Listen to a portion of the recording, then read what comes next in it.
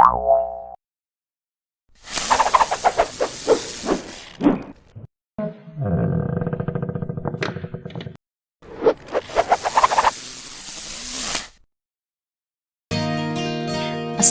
warahmatullahi wabarakatuh. Halo teman-teman, kembali lagi dengan aku Ajeng di channel YouTube Dinar All in One. Pada kesempatan kali ini aku ingin melanjutkan bahasan aku yang kemarin tentang jadwal pendaftaran PTN yang ditutup pada bulan April tahun 2022. Beberapa waktu lalu kita udah bahas tentang ITS, kita juga udah bahas mengenai IPB. Dan sekarang kita mau bahas nih tentang Universitas Airlangga yang sedang membuka ujian mandiri tertulis untuk D3 dan D4 gelombang 1. Nah, di sini kelihatan ya teman-teman, kalau di sini ada tanggal pendaftarannya itu 14 Maret sampai 11 April tahun 2022 dan di sini ada pelaksanaan ujiannya nih, yaitu tanggal 16 April 2022 dan pengumumannya juga cepet banget ya teman-teman, ini tanggal 20 April tahun 2022. Oke, kita langsung aja ke websitenya. Tadi untuk mempersingkat waktu aku udah ke websitenya duluan ya, di link sebelahnya. Oke, nah sip, di sini langsung kelihatan jelas. Ini ada info-info dari Unair. Nih, kita cek mana ya yang mengenai program ini. Nah, ini dia pendaftaran mahasiswa baru semester dasar gelombang 1. Itu ada 14 Maret sampai 11 April yang tadi kita bahas. Ujian tulisan 16 dan 17 April 2022. Terus pengumumannya 20 April 2022. Oke, kita langsung aja lihat salah satunya ya teman-teman. Ini kan ada D3, D4 atau sarjana terapan, ahli jenis dan ahli jenjang. Jadi D3 dan D4 ini atau D3 dan sarjana terapan ini itu tuh apa ya? Itu tuh bisa dibilang untuk lulusan SMA SMK. Tapi kalau ahli jenis dan ahli jenjang ini biasanya atau ini memang untuk lulusan D3 gitu. Jadi kalau misalnya kalian D3 tapi kalian pengen lanjut ke sarjana, itu kalian biasanya ikut ini nih, ahli jenis dan ahli jenjang. Oke, kita masuknya langsung aja pilih salah satunya aja, D3 atau D4. Kita coba ke D3 dulu aja. Kita bisa cek di sini langsung ke pendaftaran. Itu ada diploma 3. Kita coba lihat ya. Nah, ini diploma 3. Ini tuh informasi umum ya teman-teman. Jadi ini tuh kayak Seleksi Mandiri Universitas Airlangga atau SMUA. Ini sebenarnya seleksi mandiri ini, kalau di sini sih ya tulisannya tuh ada dua, dari jalur nilai UTBK juga ada, sama dari ujian tulis mandiri yang bakal kita bahas sekarang, ujian tulis mandiri. Karena kan juga kita belum tahu kan nilai UTBK kita berapa. Jadi kita sekarang mau bahas tentang ini nih, jalur nilai ujian tulis mandiri. Nah, sini kita akan melihat apa ya dulu ya, ini informasi umum. Terus di sini persyaratannya dulu aja kali ya biar enak. Untuk persyaratan mengikuti ujian mandiri itu apa aja sih? Di sini dikasih tahu bahwa yang bisa mengikuti ujian ini adalah pertama, warga negara Indonesia dan juga warga negara asing. So, saingan kalian bukan cuma orang Indonesia doang, tapi ada warga negara asing juga yang bisa ikutan ini. Dan untuk lulusannya itu oke, di sini berarti bisa kita lihat rangkumannya, ringkasannya adalah intinya itu anak 2022, anak 2021 sama 2020. Jadi tahun berjalan, alumni 1 tahun sama alumni yang tahun sebelumnya itu bisa. Oke. Yang penting harus punya SKL ya teman-teman.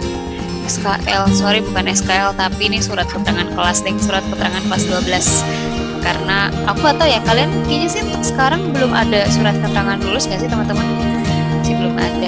Jadi karena ini juga mepet banget ya waktu ujian itu 16 April, jadi setidaknya kalian punya surat keterangan kelas 12 dari sekolah gitu kan, untuk kalian yang masih kelas 12. Tapi buat anak 2021 sampai 2020 kalian bisa bawa ijazah kalian atau lampirkan ijazah kalian di form pendaftarannya.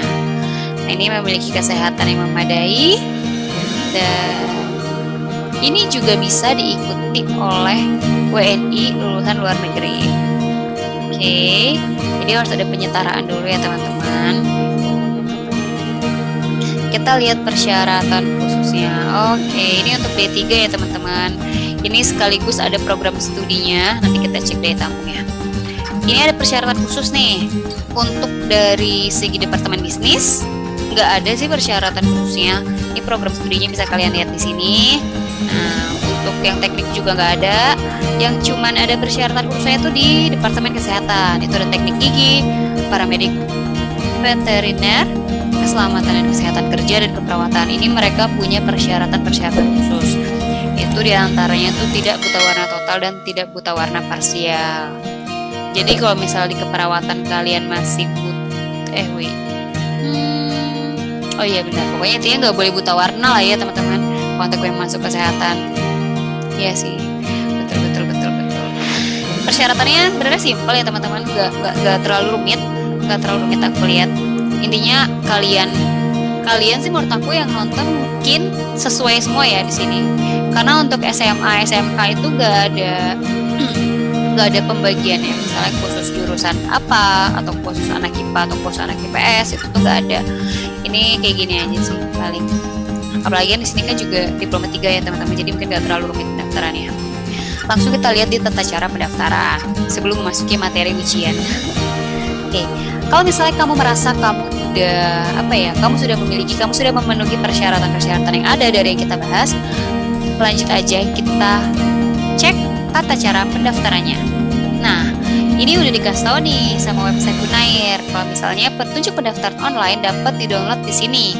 Oke, di sini kita lihat dan dapat dilakukan melalui halaman web pendaftaran. Kita harap login halaman web.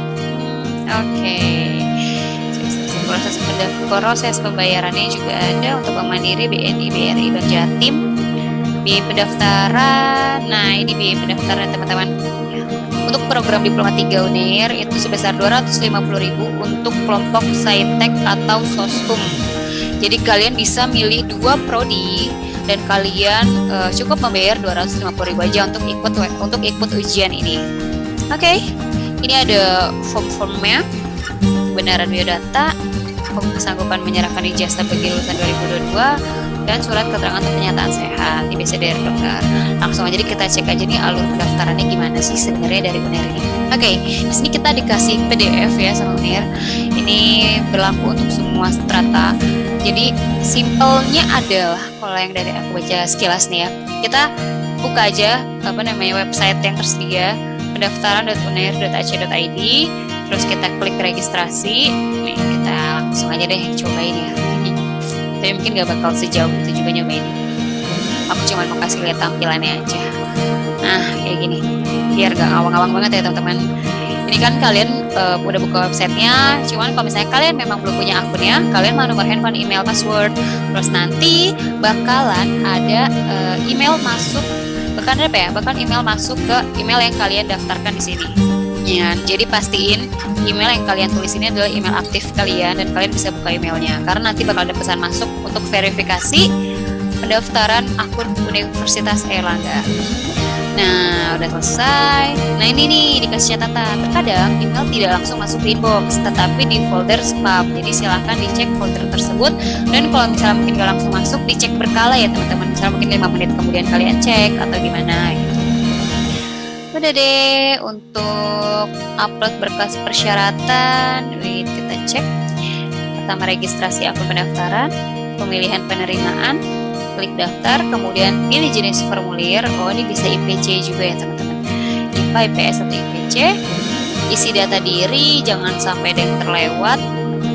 Sini coba kita cek berkasnya tuh berkas apa ya. Kita belum bisa lihat berkasnya nih teman-teman, karena kan juga aku terhalang dari akses ini gitu. Oke, tapi sih sejauh ini kalau misalnya tadi kita lihat dari yang sebelum-sebelumnya ya, itu untuk berkasnya kemungkinan besar berkasnya itu cuma berkas. Aku baru ingat tadi di sini nih ada berkas-berkas yang kalian. Nah, form-form ini itu kemungkinan besar bakal kalian upload di website registrasi tadi nih, yang tadi dibilangin alur pendaftaran nih, upload berkas. Nah, kemungkinan sama form lagi, sama surat apa yang buat anak kelas 12 tadi, surat keterangan kelas 12 itu sih logikanya gitu ya. Cuma nanti kalau misalnya salah atau kalau misalnya nanti ada yang kurang sesuai, kalian bisa komen aja. Itu upload berkas apa aja sih sebenarnya yang dibutuhin untuk seleksi mandiri di Unair gitu ya. Nah, di sini upload satu persatu file syarat yang dibutuhkan. Perhatikan juga peringatan tentang syarat file yang bisa kalian upload. Jangan lupa materinya juga harus dipakai di berkas pendaftarannya. Udah deh, setelah diupload semua, kalian baru submit untuk diverifikasi. Oke. Nah, di sini jadi sistemnya ini mungkin kurang lebih ya teman-teman. Kurang lebih itu mirip ketika kalian daftar UTBK SBMPTN. Jadi kalian isi-isi dulu berkasnya gitu kan, kalian pilih jurusannya apa, terus kalian submit gitu kan. Setelah submit baru deh nanti bakalan ada voucher pembayaran atau kode pembayaran yang harus kalian jalani, yang harus kalian bayar intinya gitu ya, cetak kartu, dan baru setelah itu kalian bisa cetak kartu ujiannya nih ya. Jadi ketika kalian udah isi semua, baru deh nanti kalian submit, kalian dapat kode voucher untuk pembayaran, kalian bisa bayar, kalian selesai bayar, baru nanti kalian dapat kartu ujiannya, kartu ujian yang akan kalian bawa tanggal 16 atau tanggal 17 bulan April tahun 2022. Udah, gitu aja. Pembayaran dapat dilakukan melalui teller bank, ATM atau e-banking. Tapi banknya itu gak semua bank ya teman-teman. Tadi juga dikasih tahu sama Unair kalau misalnya hanya di Bank Mandiri aja. Bank Mandiri, Bank BNI, Bank BRI, dan Bank Jatim. Nah, kemudian kalau misalnya kalian ada kendala atau apa untuk yang berhubungan sama pendaftaran online, kalian bisa langsung aja diklik nih link-link yang ada. Pokoknya ini tuh websitenya udah lengkap banget sih menurut aku. Di sini udah ada daya tampung, tata cara pendaftaran, materi ujiannya. Sekarang kalian udah punya kartu ujian, kalian berarti harus tahu juga nih materi ujiannya apa. Karena kan di sini kan ujian ya sistemnya, nggak pakai nilai rapot atau prestasi seperti yang aku bahas di sebelum-sebelumnya. Nah, ujian tanggal 16 atau 17 April nanti itu meliputi apa aja sih? Udah dikasih tahu sama Unair ya. Udah dikasih tahu sama Unair kalau misalnya kalian itu perlu menyelesaikan ya, perlu mengerjakan soal-soal yang terdiri dari dua bagian nih, tes potensi akademik dan tes kemampuan akademik, TPA dan TKA, kemampuan verbal, terus apa nih tadi, kemampuan numerik, terus kemampuan penalaran. Nah, untuk kemampuan akademiknya, kemampuan itu ini kan potensi berarti dari apa ya, dari yang non akademis banget lah gitu, yang nggak terlalu berhubungan sama sosum sainteknya. Kalau misalnya kemampuan akademik itu baru dipisah antara saintek dan sosum. Nah, kalian bisa lihat sendiri. Ini intinya sih yang sama, ada bahasa Inggris ya, sama matematika. Tapi ini matematika IPA, ini matematika IPS. Ini kita lihat pelajaran sosumnya lebih banyak ya teman-teman. Jadi semangat untuk anak sosum, kalian tidak bisa semudah itu untuk menghindar dari matematika. Ini ada matematika IPS sama ada ekonomi juga, berarti hitung-hitungannya. Nah, itu aja sih paling untuk keketatannya. Kita cek bentar ya. Oke, di sini yang paling ketat itu administrasi perkantoran. Tapi di sini yang paling longgar ya, paling keketatannya nggak terlalu tinggi itu ada pengobatan tradisional dan keperawatan. Jadi mungkin ini bisa di bahan pertimbangan kalian setelah kalian memilih jurusan yang kalian mau daftarkan di Universitas Airlangga. Oke deh teman-teman, ini tuh aja ya video dari aku untuk D3. Nanti D4 juga kalian bisa cek lagi, kurang lebih sama seperti itu. Mungkin yang berbeda adalah jurusannya sama daya tampungnya sama keketatannya pasti beda.